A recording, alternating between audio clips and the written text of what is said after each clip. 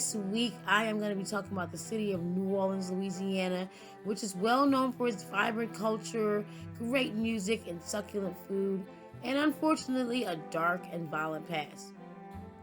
Together, we're going to look at the underworld of mobsters that once controlled the streets of New Orleans in the later part of the 19th century. The city is going to be bombarded with immigrants rushing into the city, trying to make lives greater for themselves in the Big Easy, creating enclaves of new New Orleanians, giving rise to competition between ethnic groups for resources, power, and control, leading to violence and murder between whites and other groups. Many settled in the French Quarter and by the early 20th century became known as Little Sicily.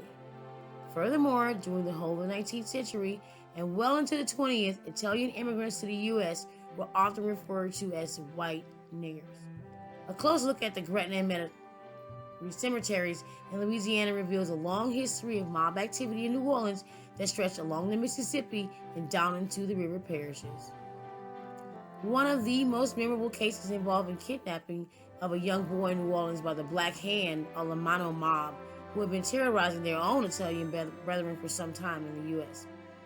In 1907, the Black Hand, this notorious Italian mob, snatched an 8-year-old boy named Walter Lamano from in front of his house for ransom. His father, Peter Lamana, was a well-to-do undertaker, and the kidnappers planned to receive a $6,000 ransom. According to the Washington Post in 1907, the young boy's body would later be found in the swamp area known as St. Rose, which is located in St. Charles Parish on the East Bank. Nervous at the possibility of capture, the offenders are going to kill the boy, what is said by strangulation. His father is going to travel down to Kenner, where there was some evidence that there was a small enclave of Italians settled in St. Charles Parish to pay the ransom, but the exchange for some reason didn't happen. According to trial reports in Washington Post, the boy's neck had been broken during the strangulation and his head became separated from his body when decomposition set in. June 12, 1907, suspect Tony Costa was spotted with Walter buying him ice cream. An angry mob began to take shape among citizens, causing the mayor to take extra precautions to protect the suspects. Many were still upset about the death of this police officer some years early at the hands of Italian settlers in the region. So in 1907, the Washington Post again announces that 9 people are going to be arrested for the crime, including 2 women and 2 other people that were sister and brother. Giovanni Baracca was arrested in connection with the kidnapping and the killing of Walter.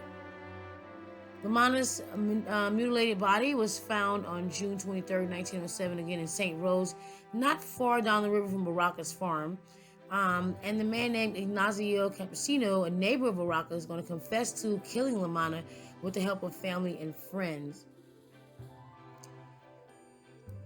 Out of all, 9 perpetrators were convicted at a trial in Hahnville, Louisiana, and were given life, except for the brother and the sister, Nikolai Gebbia and Leonardo Gebbia. Now, these 2 are going to be sentenced to hard life, and Sir Gebbia is going to be actually hung from a noose.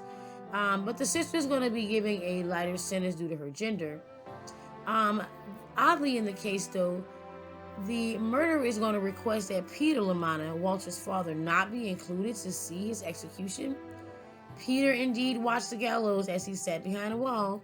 The gallows were tall enough for Peter Lamana and the rest of his family to see the murder of his son plummeted until the rope stopped.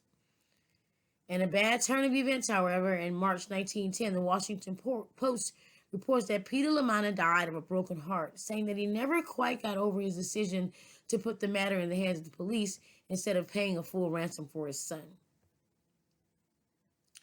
Okay, you guys, so let me know what you think about these resources and the story this week.